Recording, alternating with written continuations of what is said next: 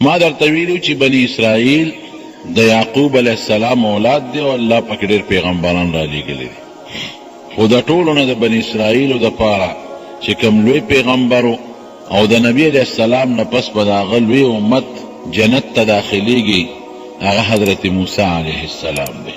نبی کریم صلی الله علیه وسلم فرمایي وی ما ته الله د محشر ورځ او جنت ته چې کوم خلک داخلېدل دا راته الله ښول. وی ما ولیدل چې بعضې پیغمبران یوازې روان دي، هېڅوک ورسره نشته، بعضې سره یو کس دی، چا سره دوه کسان دي، چا سره یو ډله ده. پیغمبر ته مخکې روان دی او ډله ورپسې روانه ده. یو ډېر لوی ډله مې ولیدله چې هغه جنت ته روانه وه. نو ما دا خیال راغی چې دا جوړ زما امت دی. نو جبریل علیه السلام نه مې تپوس وکړو چې دا ډله د چا ده؟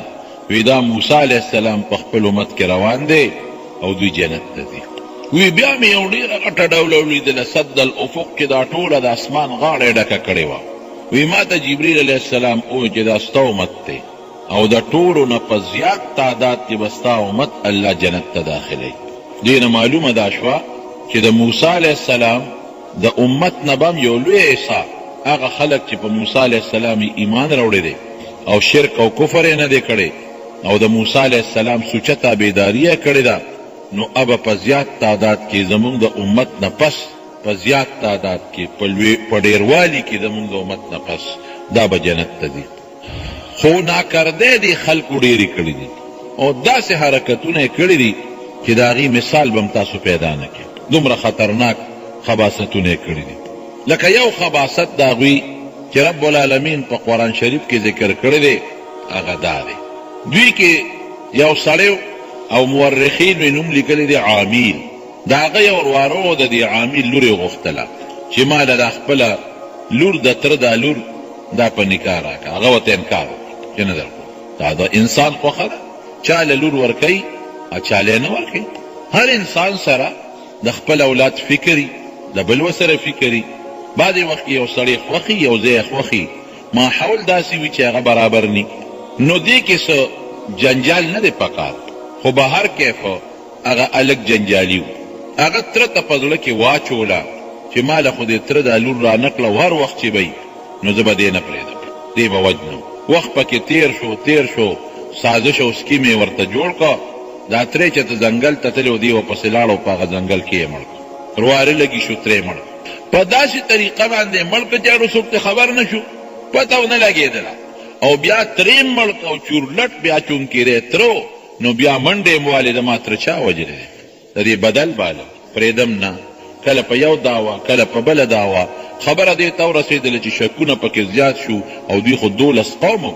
ما تاسو ته مخکې ویلو چې 12 قومه دي، 12 یې چینې دي. نو یو قوم په یو دعوه کوي یو بل قوم په بل دعوه کوي.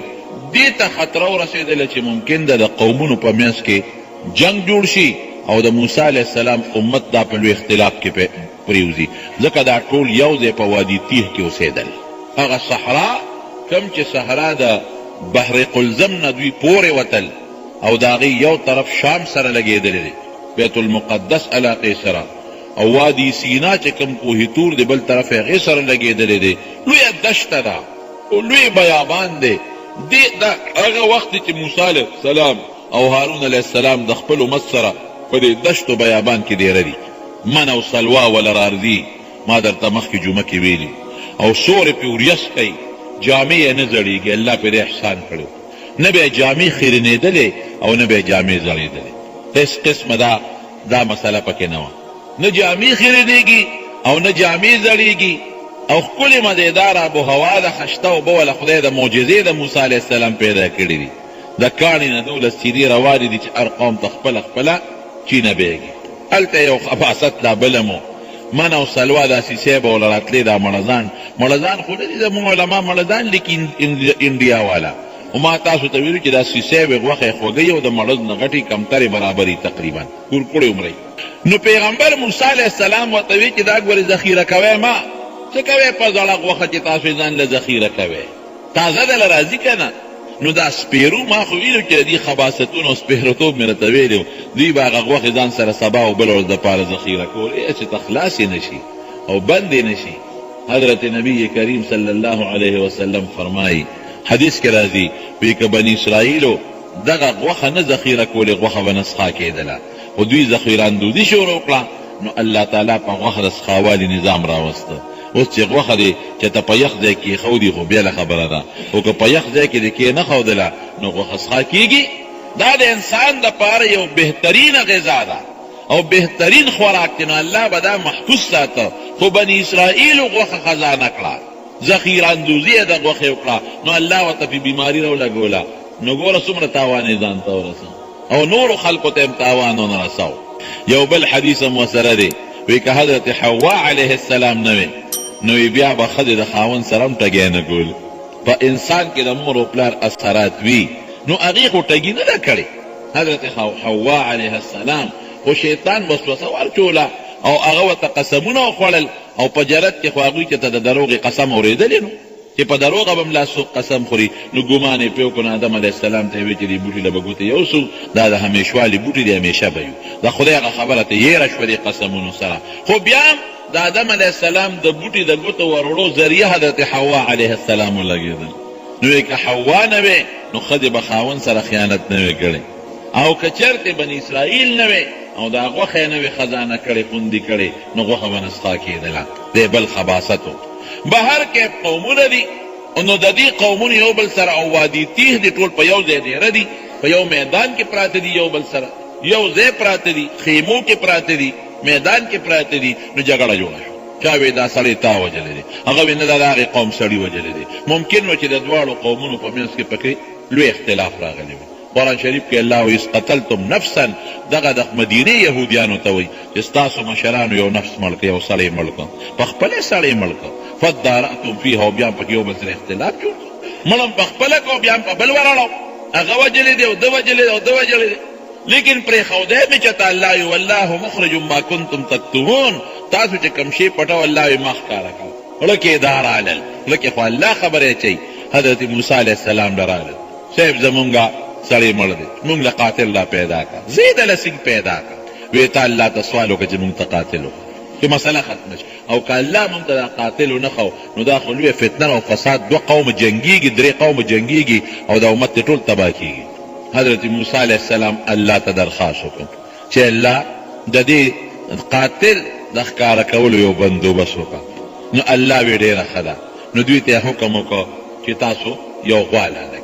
اذ قال موسی لقومه ان الله یأمرکم ان تذبحوا بقرة، یو غوا لالئ. دا د الله حکم دی، د ځان یې ونه وي ان الله یأمرکم، الله درته اډر کوي، اډر دی، حکم دی، ان تذبحوا بقرة، غوا لالئ. دوی پکې رالل دا مشران، یا صاحبه دا څه کې ملنډې ټوقې کې، اتتخذونه هزوا، مونږ پورې ملنډې کې ټوقې کې.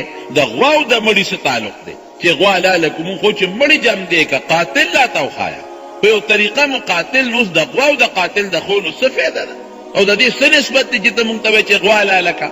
او ګوره یاد ساتئ دوی خو ټول عمر په فرعون قوم سره یو ځای تېر کړی په مصر کې، د هغه مشرکانو سره یو ځای ژوند تېر کړی، نو د هغې رسمونه رواجونه پکې راننوتي.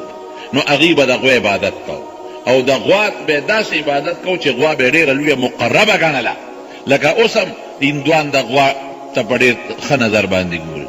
تاسو ته پته ده په انډیا کې د قربانو په ورځو کې د مسلمانانو د هندوانو څومره جګړې کېږي، دا هم په دقه کېږي چې مسلمانان قربانۍ کوي، غواګانې حلالوي او هغې وایي چې غوا خو زمونږ یو مقرب شی دی، غوا ته خو هغوی سجدې کوي.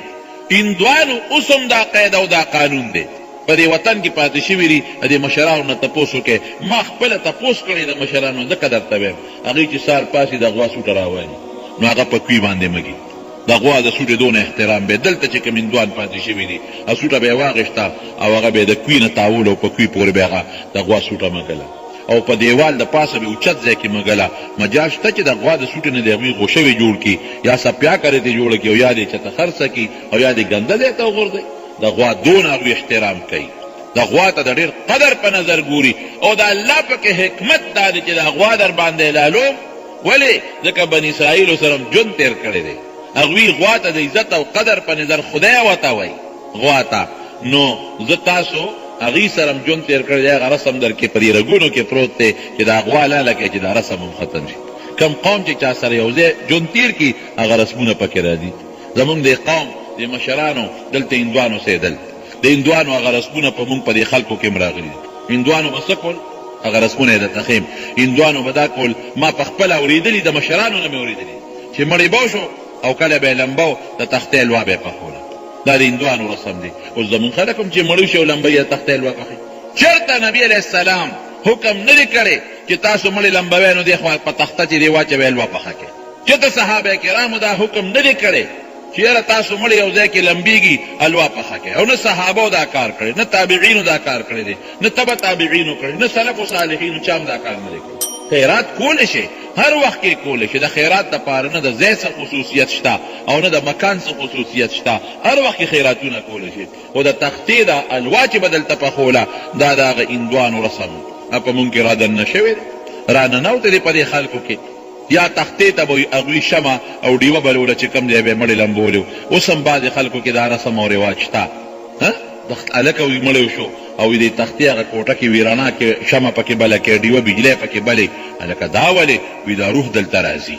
نو چې تیاره ني او رڼا یې وته په دې دومره لویه لاره چې د لویې مقبرې نه راځي، نو خیر دی که تیاره ده، خو چې دلته رڼا. دا چا ویلی چې روح دلته راځي؟ روح خو نه راځي، دا غلطې خبرې دي. روح یا په سجین کې پروت دی که مردار دی. که مردار دی نو روح په سجین کې پروت دی، او که مردار نه دی نیکبخته دی نو روح په جنت کې پروت دی، روح په علیین کې پروت دی. خدای والی دی چې د دنیا د کړونو نه لاړ علیین ته او جنت ته او بیا تورنګو ته راځي. پاگل دی. زه یو جنت ته لاړ شم او زه یو خشته باغ ته لاړ شم او زه بیا وایم چې نه زه تورندو ته ځم او زه دنیا ته ځم، هغه تورې کوټې ته ځم چې کوم ځای لمبولی شوی یم. خدای والی یم او چې په سجین کې پروت دی او فرشتو نیولی دی او وښکي وله شلی او دا سر وله ټکی، نو هغې یې دې ته پرېږدي چې د لاړ شه د کور لږه د ښځې تماشه به هم وکړي. داسې د خلکو رسمونه رواجونه دي. دا رواجونه دي د خلکو وروڼو. ګورې دې رواجونو رسمونو هېڅ اعتبار نشته. نو دا بعضې رواجونه د هندوانو دلته وو، هغه رسمونه د خلکو د هندوانو سره یو ځای ژوند تېرو، نو هغه رسمونه پکې را دننه شوي دي. دقه رنګې بني اسرائیلو کې دا رسم وردننه و چې د غوا به یې ډېر احترام کو، قدر به یې کو، لکه فرعونیانو دا چل کو. نو الله پکې دا حکمت و چې ودرېږه دا غوا لالوم اسم خدای دا مړی جم دی کولی شي. ولې عیسی علیه السلام چې به چف نارې کړه او مړي ته به ویې قم باذن الله، نو فورا به مړی جم دی شو. قرآن شریف کې الله تعالی فرمایي یبرئ الابرص والاکمه ویحیی الموتی باذن الله. چوپ پې نارې کړې برګې به هم جوړ شو، چوپ پې نارې کړه لون به هم جوړ شو، لون به هم جوړ شو. مونږ څه خبر وګڼې دا بشیر جان مامله بوتلي چې چوپ پې وکړه. خو خیر هغه زمانه کې دی نو، دې زمانه کې اوس هغه نشته. نو چې چوپ به وکړ لون به جوړ شو، برګې به جوړ شو، مړي ته به ویې قم باذن الله، د الله په توفیق. نو په بس نو دا خو الله کولی شوه، خو د غوا حلالولو کې حکمت تا دی. یو څو حکمتونه مفسرین نور هم نقل کړي دي. یو پکې دا دی چې پرېږده چې د غوا حلاله شي، چې دا تعظیم د خلکو د غوا دړه نه وځي. ښه جناب، نو وی تاسو غوا حلاله کې؟ هغې وی ښه اتت مونږ په ټوقې کې د غوا او د مړي څه نسبت او د جمدي کېدو او د قاتل د پیدا کېدو. او غوا خو ډېر معزز شی دی، دا څه کې؟ حضرت موسی علیه السلام ورته غصه شو، ظالمان زه درته وایم ان الله یأمرکم، دا د خدای حکم دی او تاسو وایئ ټوکې را پورې کې. قال اعوذ بالله ان اکون من الجاهلین، زه د جاهلانو دا ټوکې جاهلان کوي، ټوکې ټقالې مسخرې او ملنډې جاهلان کوي، او زما د جاهلانو د صحبت او مجلس نام امان دی، خدای مې د هغې د مجلس نام ساتي. نو تاسو لا ما ته وایئ ته لو ټوکې او مسخرې کې. زه د خدای نه سوال کوم چې خدای جاهلانو نه مې ساتئ، هر وخت د خدای نه درخواست کوم. نو چې د جاهلانو ملګرتیا مې نه ده خوښه، هغې سره مې ناسته نه ده خوښه، نو زه به د جهالت خبرې کوم چې څوک د جهالت خبرې کوي هغه ته خو جاهل وایي. زه الله نه پناه نیسم، خدای مې دې داسې نه کړي، الله مې دې داسې نه کړي. بس پوه شو ظالمانو دا خو د الله حکم دی او دا دونه معجزې م ولیدلې، بیا پکې شک او شبهه کوئ. وی ښه یو چل دی جي ټیک شو، غوا به حلاله کړو، خو مونږ ته غوا وښایه. قالوا ادع لنا ربك يبين لنا ما هي. الله نه سوال وکړه، ځکه د الله حکم ته وی چې الله وایي چې غوا حلاله کړې، دا به څنګه غوي؟ دا سوال وکړه د الله نه. حضرت موسی علیه السلام ډېره ښه ده. قال انه یقول، الله تعالی فرمایي موسی علیه السلام ورته وایي انها بقره لا فارض ولا بکر عوان بین ذلك فافعلوا ما تؤمرون. وی دا غوا داسې ده چې نه بوډۍ ده او نه ځوانه ده، نه بچی ده او نه بوډۍ ده، درمیانه غوا ده. بس یو درمیانه غوا راونیسئ، حلاله کې. الله حکم کوي حلاله کې چې اوس پته ولګي سړی راجمدي کېږي او که نه راجمدي کېږي. نو دوی خوړه کې دوه غلاګانې وې. یو غلی په اړه کې دا و چې دا غوا حلاله نه شي، غوا له ګوتې کوم ځای ورتلې په فرعونیانو کې اوسېدلي. او دویم دا چې دا څوک مطالبه د قاتل کوي، قاتل هم دوی کې دی. دا خو به اوس مونږ خپل سړی به ښکاره شي. دعوه هم په یو قوم وکړه، په بل قوم هم وکړه، په مختلفو قومونو دعوې کوو. منځ کې چې غلا خو په دوی کې ده، نو اوس خو یې خبره د خولې نه وتې وه، ګنې غلا په دوی کې وه. او الله هم راټینګول چې اوس پته راته ولګېږي. په یو قوم دعوه کوي، په بل کوي، په اوس هم بعضې خلک داسې وي قتل یو وکړي او دعوې په نورو خلکو کوي. نو تاسو په خلکو دعوې کوئ، نو غله کې غلا و چې غلا خو په مونږ کې ده.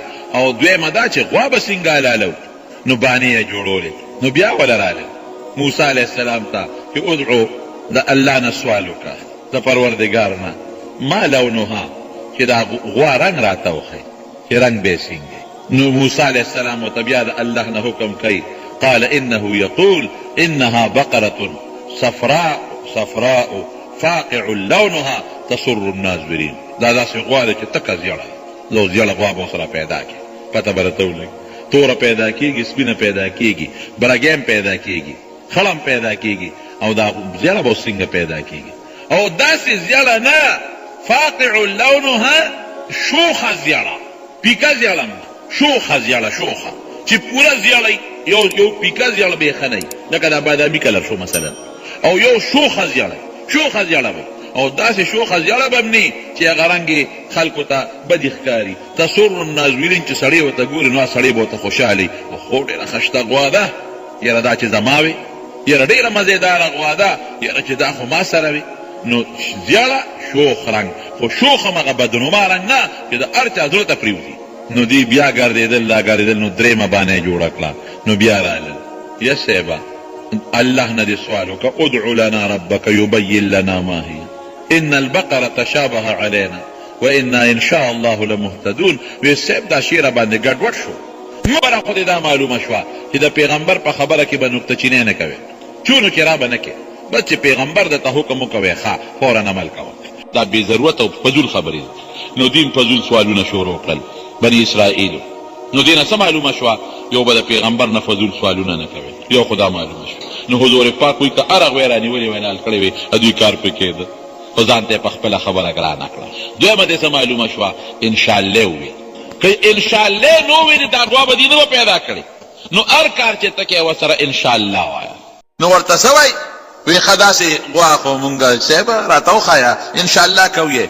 نو قال انه یقول انها بقرة، دا داسې غوا ده، لا ذلول تثير الحرث لا ذلول تثير الارض ولا تسقي الحرث مسلمة لا شية فيها.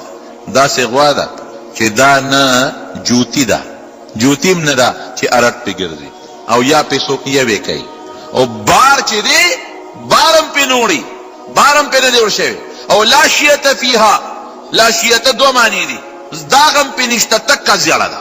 او لا شیته عیب هم پکې نشته، بیمار هم نه ده، پوره روغه ده، ټک ټوک نه کوي، ټوخېږي نه، طبق مبق به نه والي، ټوخېږي به هم نه. اوهو شی اوس به درته پته ولګي چې دا غوا اوس ته را پیدا کړي. داسې غوا چې نه ځوانه ده نه بوډۍ ده، تکه زیړه ده، مزېداره خشته زیړه شوخه.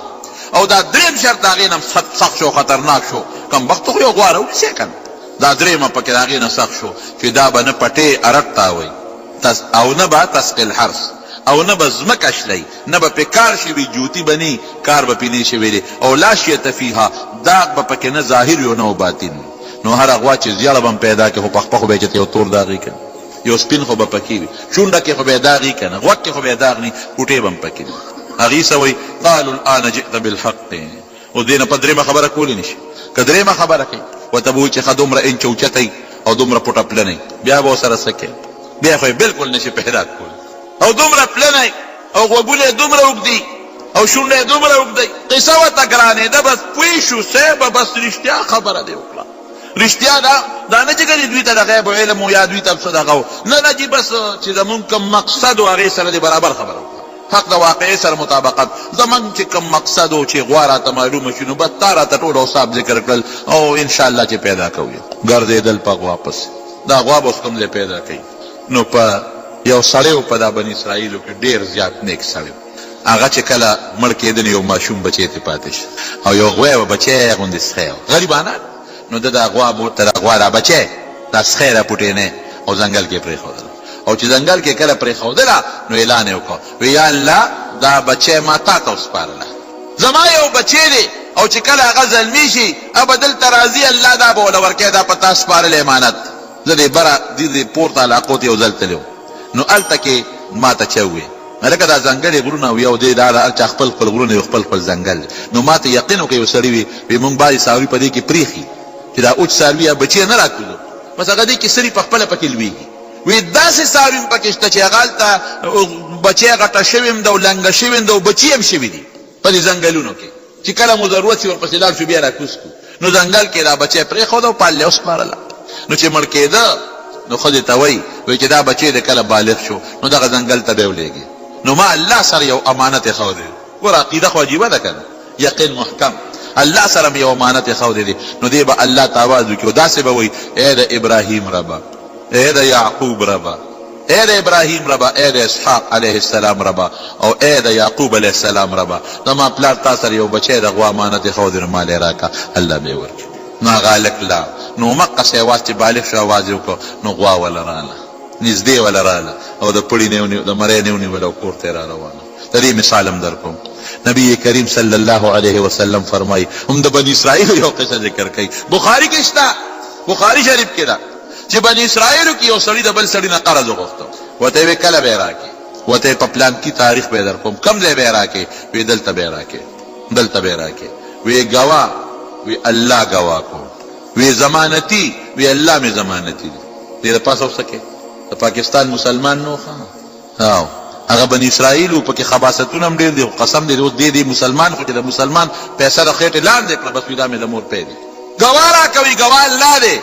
ضمانتي راکه، وی ضمانتي مې الله دی. خو په پلان کې هر ورځ به دې ځای کې دله در کوم، په پلان کې تاریخ، په پلان کې ټیم، وی دا در مې کړه چې خدای دې ګواه که او خدای دې ضامن کړه نو پاتې پکې څه پیسې ورکړه.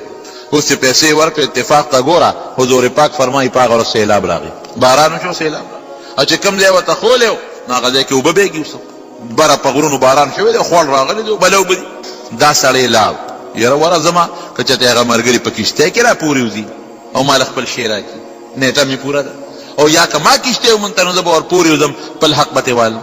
هغه سړي څه سوچ کړی دی چې ما خو الله ګواه کړی دی او ما خو الله ضمانت کې ورکړی دی، نو د خدای سره خیانت خو نشم کولی. نو هغه یو لرګی راواغېست، اوس د کښتۍ ته چې پرې راشي او نه دې ورتلی شي، لرګي یې راواغېست، هغه یې دننه سوری کړ او هغه پیسې قرض یې راواغېست او په هغه لرګي کې دننه ور بند یې کړ، لرګی یې پرې ډک کړ او د پاسه یې ورپسې لرګی بل ور ټک وه چې څو چاته پته ونه لګېږي.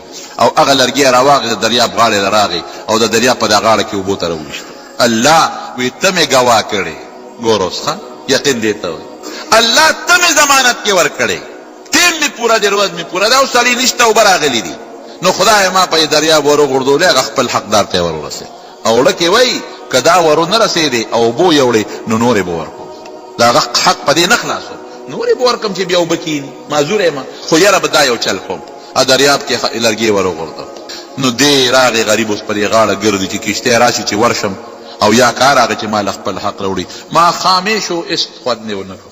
دې کې ګوري یو لرګی دې غاړې ته راغی، لرګی یې راوچت کړ چې دا خشاک خو به کور ته یوسم که نه، خشاک به یوسم کور ته. نور خو قرضدار یې مال راغی نو اوبه وچشوې. نو چې کور ته لاړ او لرګی یې کور وغورځو، ښځې ورته مال دې راوړه، ویل ښځې خوړ راغلی او سړی خو ما ونه لید د کښتۍ وه چې زه پورېږم نه راغی. نو دا لرګي مې راوړه د خشاکه چې خوړ کښېني بیا به ورشم. ته برګي راواغېست خو چې لرګي دې ټس ورکړه، پیسې پکې لاندې راووتې او مقه لرګي خدای را رسول. بخاري شریف کې نبي علیه السلام فرمایي، صحیح حدیث دی، او ورسره کاغذ هم لیکلی پروت دی چې دا پیسې ما درو لېږلې، الله مې ضامن کړی دی، الله مې ګواه کړی دی او درو مې لېږلې، الله به یې در رسوي چې هغه صاحب که لرګي مات که پکې ټولې پیسې را در ووتلې، الله وله رسول. بیا چې خوړ ختم شو هغه سړی راغی، نورې پیسې راوړې، نورې وی تاله خو ما یو شی را لېږلی رسېدلې خو به نی، وی رسېدلې دي ستا ختم، وی ښه که ني دا یې نورې مې درته مجبور. نو چې په الله د اعتماد وکړه درته به یې را رسوي.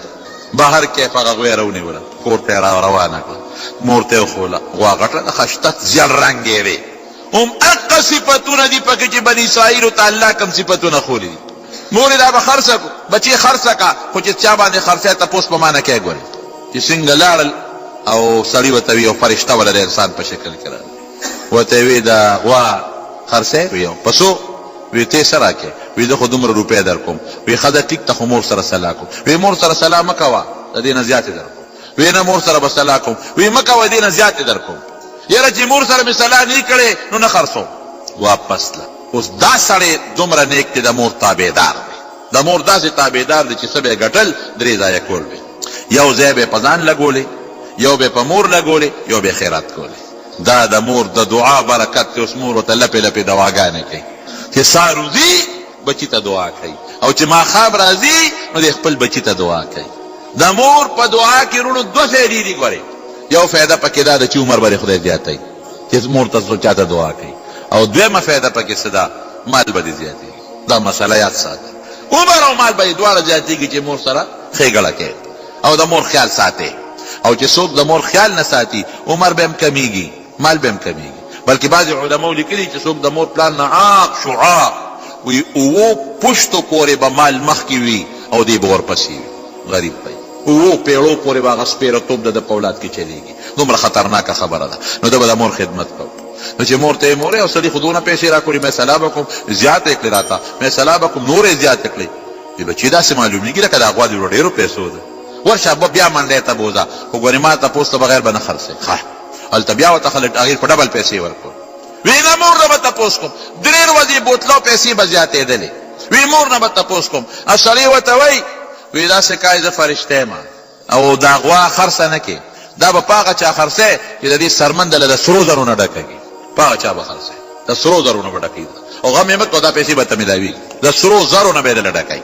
تا د مور خدمت کړی دی مور درته لپې لپې دعاګانې کوي هغه بس خوشحاله شو بني اسرائیل ګرځېدل غوی صحیح کړه یا لکه هغه ودروه خرڅی او چې آخر نه اوله نه یو ښه یې پورې وکتله هغه صفتونه پکې دي غوا وی خرڅی وي پسو خرڅی وی دا خو زه او موسی علیه السلام ته وخورئ بس دا ټیک ده وی دا خو زه خرڅوم خو دا سرمن به راله سرو زرو ډکوی او کاکا دا دومره پیسې وی نه خرڅوم دې نه کوم نه خرڅوم بس هغې مجبور د دوه قومونو جګړه پرې جوړېدله خپل منځ کې وله پیسې راتن کړې او هغه ګویتې په بیه واخېسته سرمن یې دله د پیسو ډکه کړه ولی دا د مور د خدمت اثر دی وروڼو ګورئ نن سبا زمونږ خلک مور ته په سپک نظر ګوري په چې واده وکړه که نه او بیزو یې کور ته راوسته با د بیزو د خپې شلنګ چې واورېده بیا په مور څه کوي بیا وی مور الا او خور بلا او ښځه نعمت د خدای تعالی مور الا او خور بلا وی ښځه نعمت د خدای تعالی بیا ستا ښځه نشته ده کې قدر کې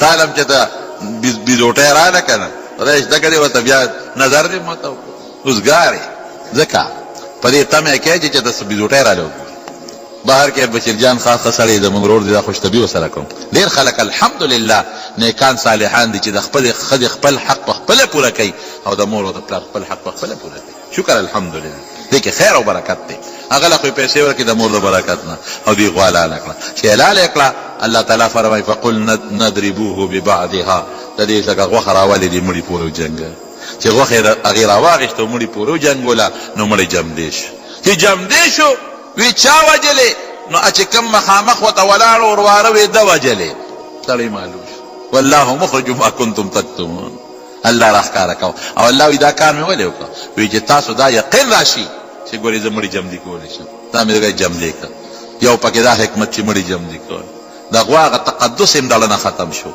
او قاتل هم پیدا شو او دوی له سزا هم ورکړی شو چې پیغمبر پورې ملنډې کوي او بار بار تپوسونه کوي کله چې پیسې دنه زیاتې لاړې شي او هلته هغه سړي د مور خدمت کو نو هغه ته د هغې بدل هم میلاو شو او بل چې په الله دې کم شي وسپاره نو الله به یې درکوي دا ډېرې خبرې د دې نه معلوم دا د بني اسرائیل یو خباست